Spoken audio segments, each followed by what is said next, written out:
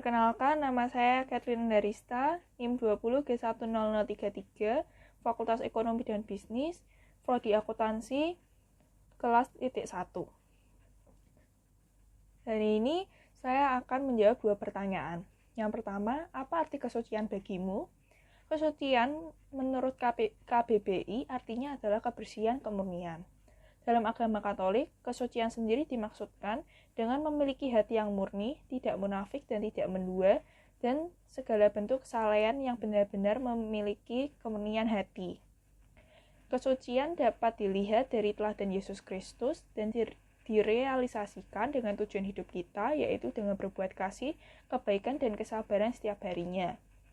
Untuk menjaga hati dan pikiran kita supaya tetap ada dalam kesucian dan kekudusan Allah, maka kita harus terus mengisi hati dan pikiran kita setiap saat dengan kebenaran firman Tuhan.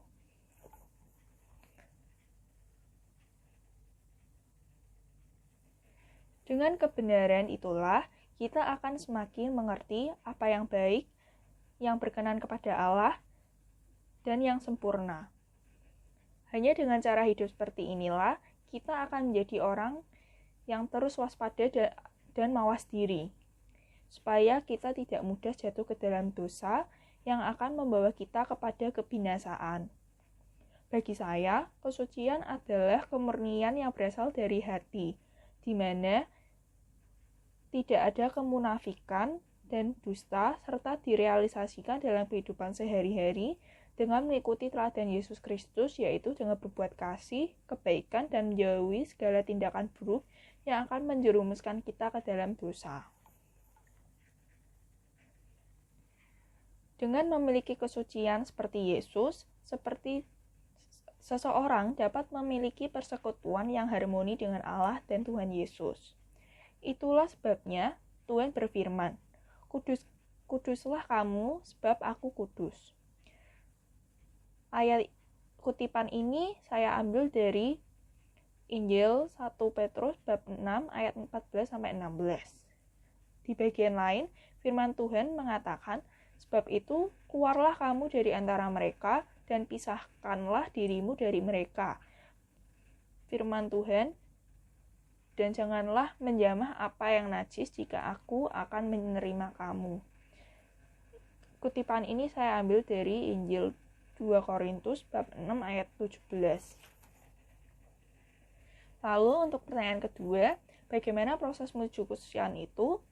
Kesucian membutuhkan proses perjuangan dengan membongkar ketertutupan diri agar lebih terbuka untuk mewujudkan kesucian. Didasari kesadaran yang tinggi, tidak mudah bagi setiap manusia untuk berani melakukan revolusi diri. Hanya pribadi yang sadar akan kerapuhan yang akan selalu memperbaiki diri demi mencapai taraf kesucian. Selain kesucian diwujudkan ke dalam hati, namun kesucian perlu dirasakan oleh orang di sekitar kita. Melalui sikap, perbuatan, membangun relasi dengan sesama maupun Tuhan, dan menghargai sesama, kesucian akan nampak lebih membumi. Suci itu bersih, putih, murni, dan belum terkontaminasi apapun. Demikian pula manusia yang terlahir baru, yaitu menyikapi keberagaman kehidupan dengan memandang sesama adalah satu kesatuan yang utuh. Ada yang harus dipersatukan karena di orang lain ada aspek atau elemen di dalam orang lain juga. Ada semacam pasal kehidupan yang harus dicari supaya pasal nampak indah dipandang.